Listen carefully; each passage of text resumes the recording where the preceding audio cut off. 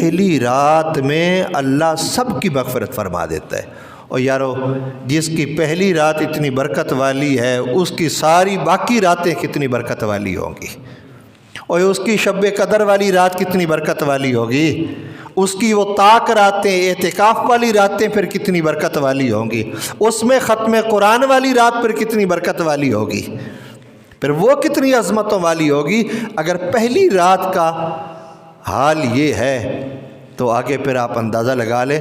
بلکہ نبی کریم صلی اللہ علیہ وسلم نے ارشاد فرمایا اگر میری امت کو معلوم ہو جائے کہ رمضان کی برکتیں کیا ہیں، فضیلتیں کیا ہیں، مغفرت کیا ہے، بخششیں کیا ہیں، اللہ کی رحمتوں کا کتنا نزول ہوتا ہے، فرمایا لتمنی امتی، فرمایا میرا امتی پھر یہ تمنا کرے کاش کہ سارا سال ہی یا ایھا الذین آمنوا اتقوا اللہ وکونوا مع الصادقین۔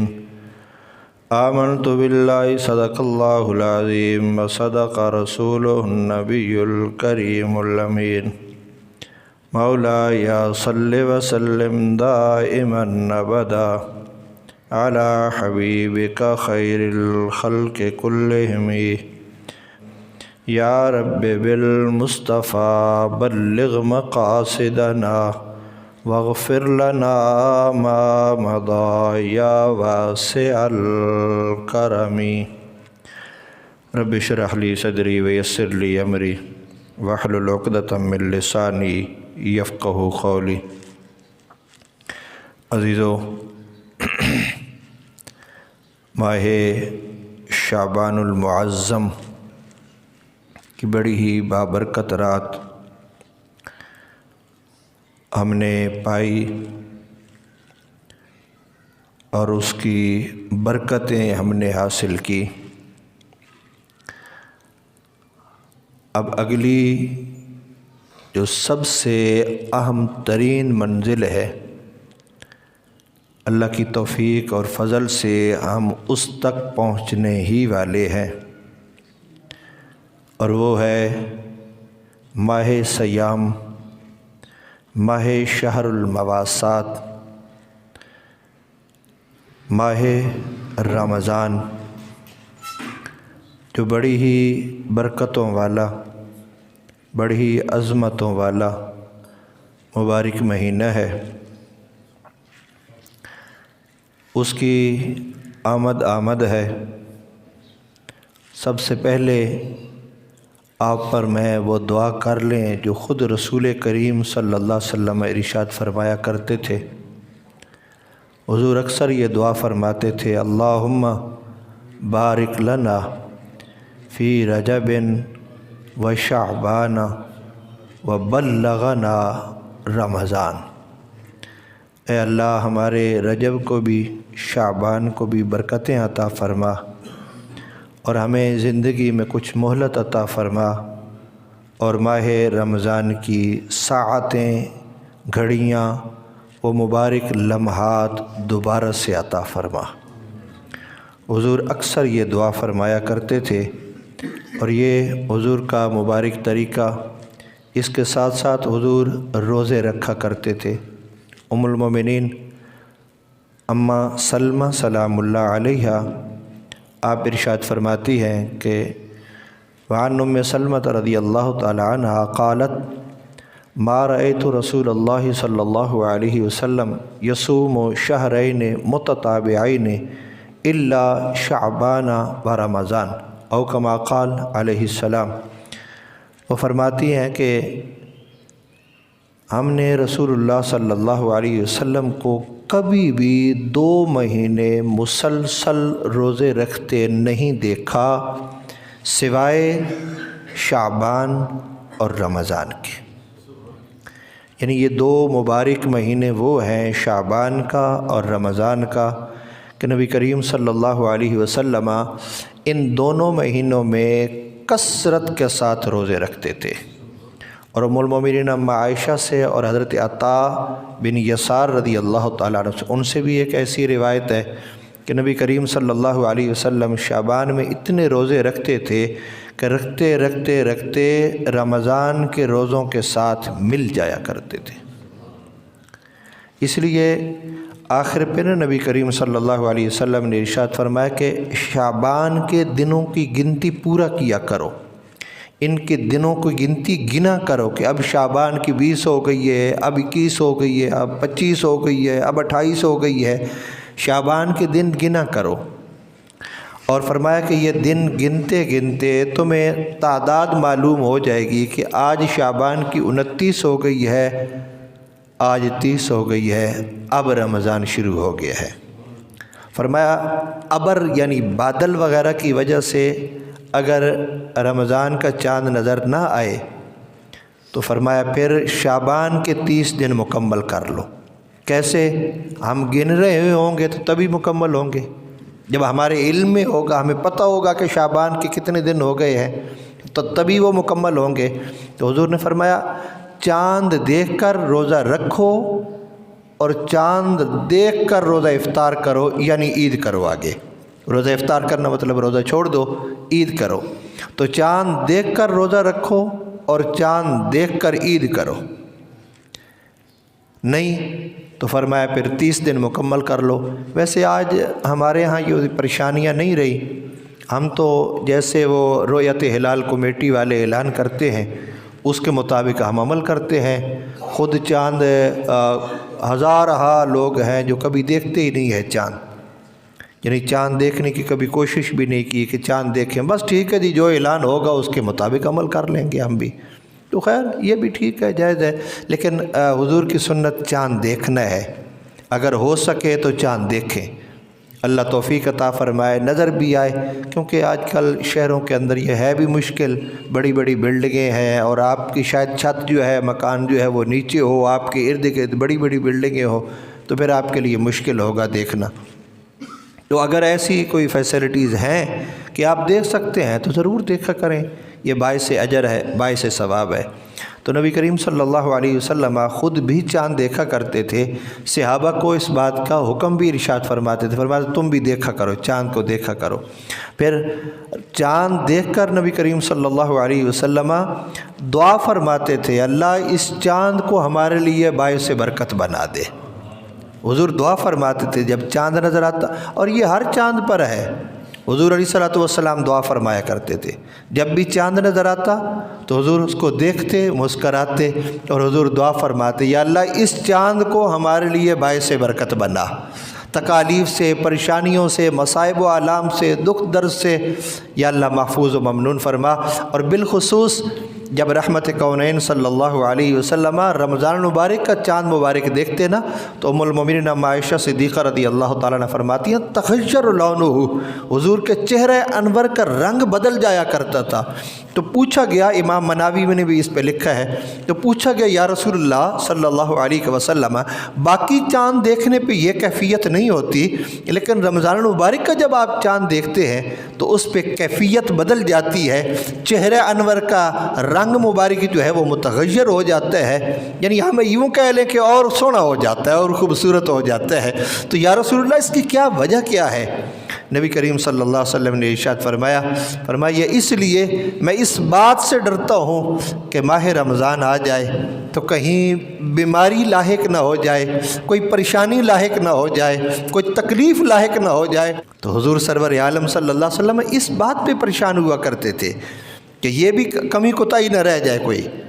یہ ممکن تو نہیں ہے کہ حضور سے کوئی ایسی رہ جائے، ہم تو نکارہ قسم کے لوگ ہیں اور گناہ گار قسم کے لوگ ہیں، یہ کمیاں کوتاہیاں تو ہم میں ہوتی ہیں نا۔ بس حضور کا یہ مبارک فرمان یا حضور کا یہ مبارک عمل امتیوں کی تعلیم کے لیے ہے، امتیوں کی تعلیم کے لیے کہ امتیوں تم خیال کرنا کہیں ایسا نہ ہو جائے کہ یہ تم سے ایسے کوئی پریشانی کے حوالے سے یا بے دہانی میں تم ماہ رمضان مبارک کو گزار دو۔ یہ گزارنا اس لحاظ سے نہیں ہے بلکہ بڑی توجہ کے ساتھ، بڑی محبت کے ساتھ، بڑے پیار کے ساتھ۔ اور نبی کریم صلی اللہ علیہ وسلم رمضان المبارک کی آمد اور اس کے چاند کی جو گواہی ہے حضور ایک صحابی سے بھی قبول فرما لیتے تھے، یعنی کوئی ویسے تو شریعت میں ہے نا 2 لوگوں کی گواہی ہونی چاہیے، لیکن رمضان المبارک کے حوالے سے نبی کریم صلی اللہ علیہ وسلم ایک شخص کی گواہی بھی قبول فرما لیتے تھے۔ صحابہ کہتے ہیں کہ ہم حضور کی مجلس ناز میں ہم حاضر تھے کہ ایک دیہاتی شخص آیا، اس نے کہا یا رسول اللہ صلی اللہ علیہ وسلم ابصرت الہلال اللیل، یا رسول اللہ میں نے آج رات ابھی چاند دیکھ کے میں آیا ہوں۔ نبی کریم صلی اللہ علیہ وسلم نے اس سے پوچھا کیا تو مسلمان ہے، یعنی توحید و رسالت کی گواہی دیتا ہے؟ اس نے عرض کی یا رسول اللہ کے فضل سے میں مسلمان ہوں، اللہ کا آخری نبی اور رسول میں آپ کو مانتا ہوں اور اللہ کو وحدہ لا شریک میں مانتا ہوں۔ حضور نے حضرت بلال کو بلایا، فرمایا بلال اذن فی الناس فلیصوموا غدا، حضور نے فرمایا بلال لوگوں میں اعلان کر دو کہ کل کے دن کا روزہ رکھیں۔ یعنی ایک شخص آیا، دیہاتی آیا، اور نبی کریم صلی اللہ علیہ وسلم نے اس کی گواہی کو قبول فرما لیا۔ حضرت عبداللہ ابن عمر رضی اللہ تعالیٰ عنہ کہتے ہیں کہ لوگ چاند دیکھ رہے تھے، کہتے میں چھوٹا تھا، مجھے چاند نظر آ گیا، تو کہتے ہیں میں دوڑا دوڑا حضور کی بارگاہ میں گیا، یا رسول اللہ میں نے چاند دیکھ لیا ہے۔ حضور نے مجھے پیار بھی فرمایا اور حضور نے حضرت بلال حبشی رضی اللہ تعالیٰ عنہ کو بلا کے اعلان کروایا۔ حضور نے خود بھی دوسرے دن کا روزہ رکھا، صحابہ کو بھی روزہ رکھنے کا حکم ارشاد فرمایا۔ تو حضور چاند دیکھنے پر، ماہ رمضان کا چاند دیکھنے پر نبی کریم صلی اللہ علیہ وسلم ایک مسلمان کی گواہی کو بھی قبول فرما لیتے تھے۔ اور حضور ایک دن پہلے، اب بھی 2 دن رہ گئے ہیں، ایک دن پہلے نبی کریم صلی اللہ علیہ وسلم خطبہ ارشاد فرمایا کرتے تھے صحابہ کرام کو، اور وہ لمبا خطبہ ہے، حضرت سلیمان فارسی رضی اللہ تعالیٰ عنہ سے ہے۔ تو اس میں جو ابتداءً حضور نے جملے ارشاد فرمائے، حضور نے فرمایا یا ایھا الناس قد اظلکم شہر مبارک شہر عظیم مبارک، لوگو تم پر ایک بڑا ہی برکتوں والا، بڑا ہی مبارک مہینہ تم پہ سایہ فگن ہونے والا ہے۔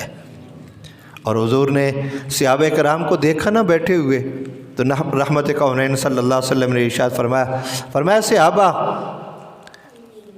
سبحان اللہ سبحان اللہ سبحان اللہ، ماذا تستقبلون وماذا یستقبلکم۔ حضور نے ارشاد فرمایا سبحان اللہ، اللہ کی شان سے صحابہ تم بیٹھے ہوئے ہو، تم کس چیز کا انتظار کر رہے ہو؟ وَمَاذَا يَسْتَقْبِلُكُمْ، اور تمہارا کون انتظار کر رہا ہے؟ سیدنا فاروق اعظم رضی اللہ تعالیٰ عنہ نے عرض کی یا رسول اللہ صلی اللہ علیہ وسلم، آقا شاید کوئی اللہ کی طرف سے پیغام آنے والا ہے، کوئی وحی آنے والی ہے، ہم اس کا انتظار کر رہے ہیں۔ حضور نے ارشاد فرمایا نہیں عمر، ہم اس کا انتظار نہیں کر رہے۔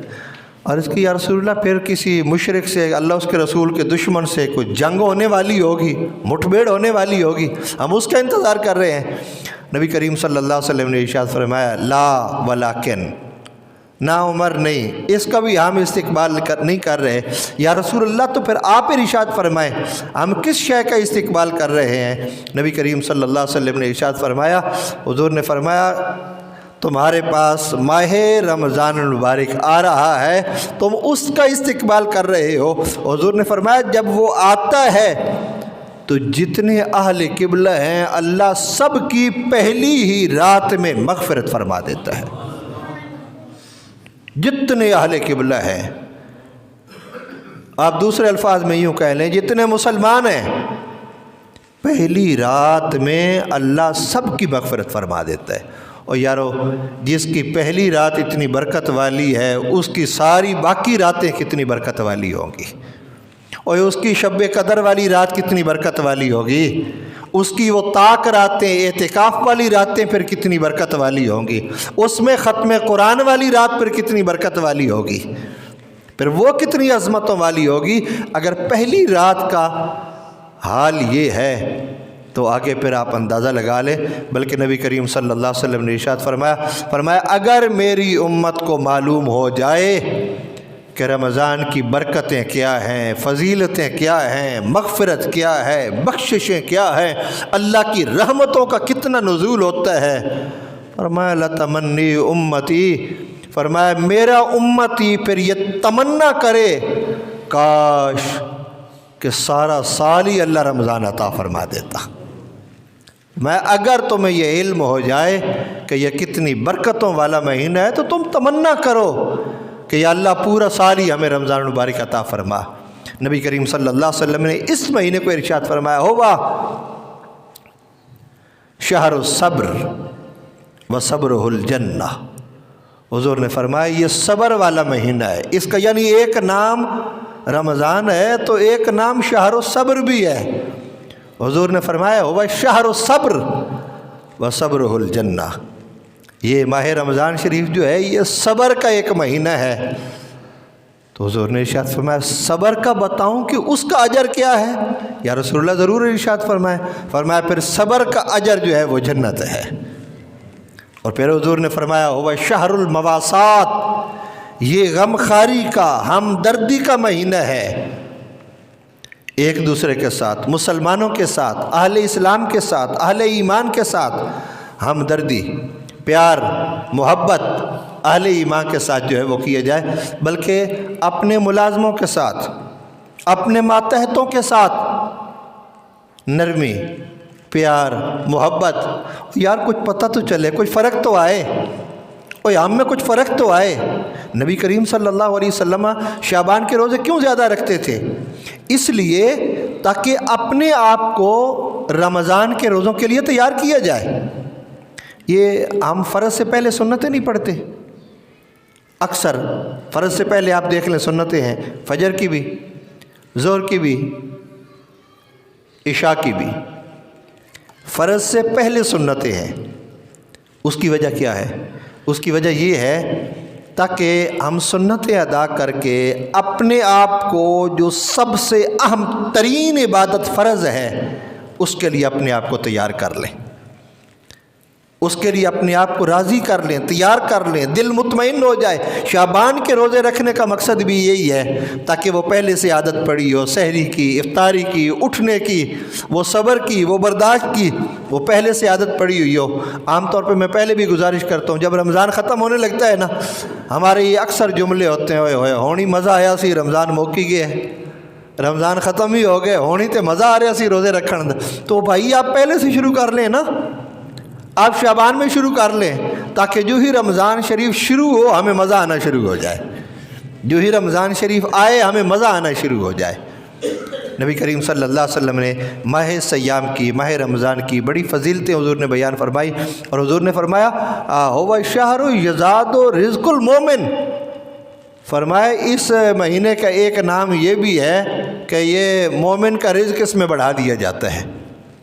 ماہ رمضان میں، ماہ سیام میں مومن کے رزق میں اضافہ کر، حالانکہ آپ دیکھ لیں ابھی رمضان آنے میں 2-3 دن باقی رہتے ہیں، ہر چیز مہنگی ہوتی جا رہی، ہر چیز، آپ جو چیز بازار سے لینے جائیں گے پہلے سے ریٹ اس کے بڑھ گئے ہیں، لیکن اللہ کا فضل کتنا ہوتا ہے، کرم کتنا ہوتا ہے۔ عام دنوں میں، عام مہینوں میں ریٹ کم ہوتے ہیں، لیکن اتنی خیرات نہیں ہوتی، اتنا کھانا پینا نہیں ہوتا جتنی ماہ رمضان شریف میں ہوتا ہے۔ اس میں ہر شے کے ریٹ بڑھا دیے جاتے ہیں، لیکن اس کے باوجود آپ دیکھتے ہیں کہ اس میں سحری کا اہتمام بھی پہلے سے بڑھ کے ہوتا ہے، افطاری کا اہتمام بھی بہت زیادہ ہوتا ہے، صدقہ، خیرات، زکوٰۃ کا اہتمام بھی بڑا ہوتا ہے۔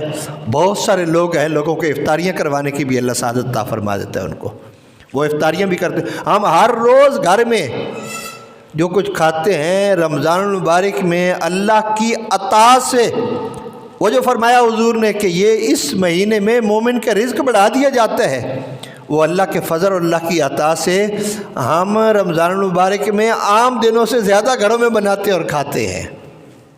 تو یہ اس کا واضح ثبوت ہے کہ رمضان المبارک میں رزق میں اضافہ کر دیا جاتا ہے، رزق بھی بڑھ جاتا ہے، شہر المواسات بھی ہے، شہر الصبر بھی ہے، رمضان بھی ہے۔ رمضان کا معنی بھٹی ہے، یعنی جو گناہوں کو جلا دیتی ہے، وہ ماہ سیام بھی ہے، ماہ رمضان ہے، وہ آنے والا ہے۔ اس سے پہلے اپنے آپ کو نمازی بنائیں، اس سے پہلے 5 نمازیں پڑھنا شروع کر دیں، اس سے پہلے کوشش کریں اوقات کا لحاظ رکھنے کی، صبح جلدی اٹھنے کی، اس سے پہلے کوشش کریں تاکہ رمضان المبارک میں کوئی روزہ رہ نہ جائے، کوئی پریشانی نہ ایسی پیدا ہو جائے۔ تو اس لیے اس سے پہلے اہتمام کریں۔